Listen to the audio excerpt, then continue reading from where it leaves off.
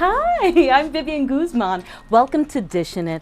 Today I'm going to a beautiful farmer's market in Rowayton, Connecticut. Join me while I stroll the grounds, catch up with some friends, sample some expertly prepared foods, pick up some locally grown organic veggies and flowers, soak in some vitamin D, and just enjoy the splendor, all while supporting small businesses. Come on, let's head over to Rowayton's Farmer's Market in Connecticut.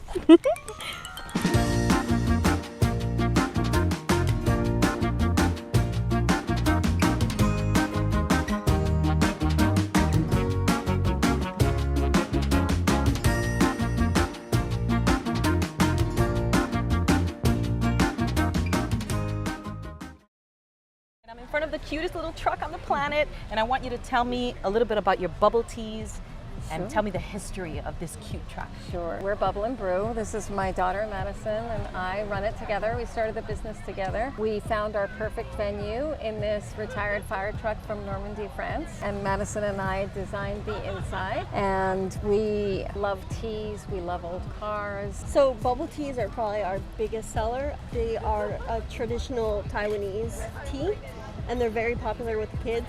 So you have the taro bubble tea here, which is one of the favorites for sure. Yeah. But you have teas from around the world. We've tried probably over 200 different teas and narrowed it down to our favorite, probably 37 now, 37 different teas. I used to be a barista, so I kind of took that knowledge to this business, but I do all the espresso drinks and we also do a cold brew, which is my personal favorite. Yes. So it's brewed cold for 16 hours, so it has a higher caffeine, but it's very, very smooth.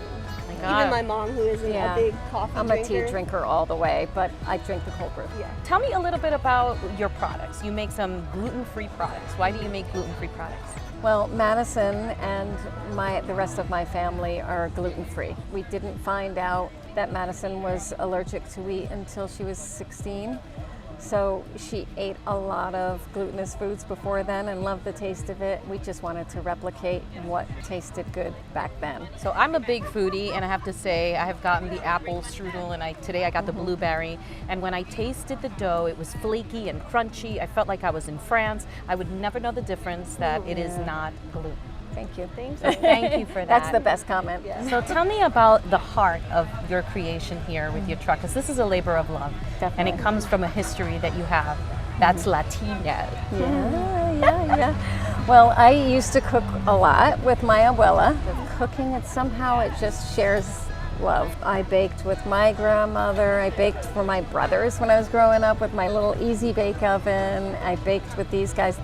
I have 3 kids and they all are foodies. The baking is always it always has been a passion of mine.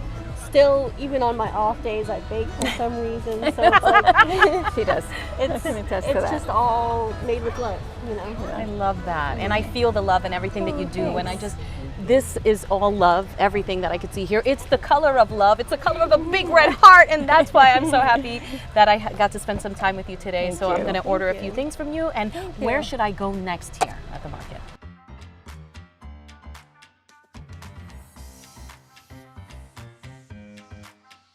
I am the head gardener at Millstone Farm, and we grow regenerative produce. And it's a system of raising animals and using those animals to fertilize the fields, and we grow all this food. We don't till the soil, we don't use tractors, we do it all by hand. And so how does it work? What makes it simple, and why is your new farming technique better? I don't think you want to know how it works. It all revolves around poop. Look at the size of this behemoth. This is what poop gets you.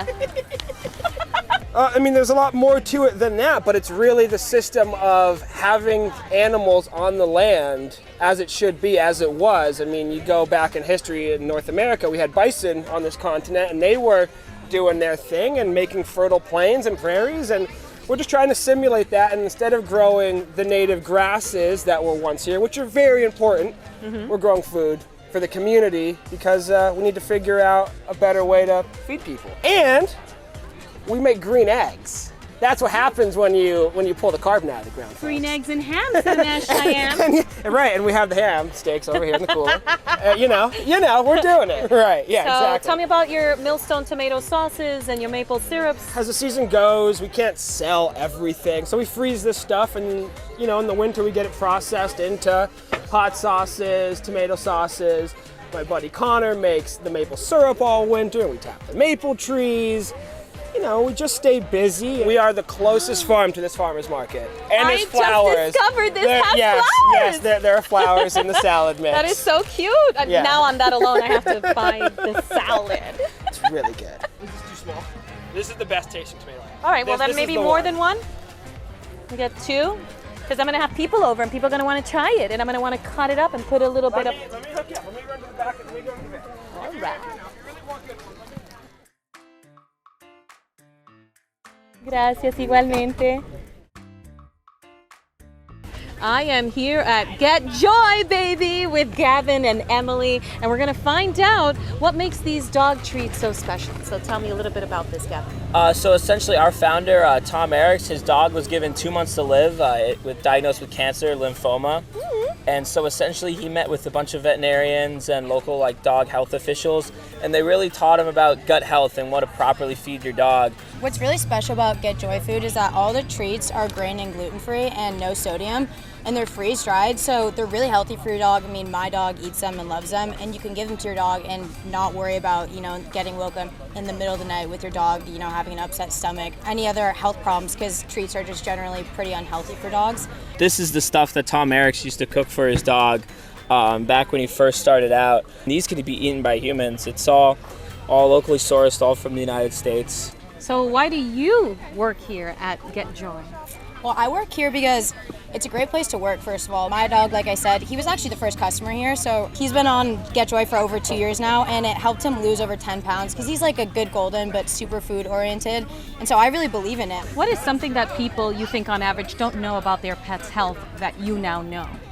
I've learned a lot. I didn't even understand really the dog world at all. I have a dog. Growing up with one, I never understood really what I was feeding him until I worked. And honestly, a healthy dog is a happy dog.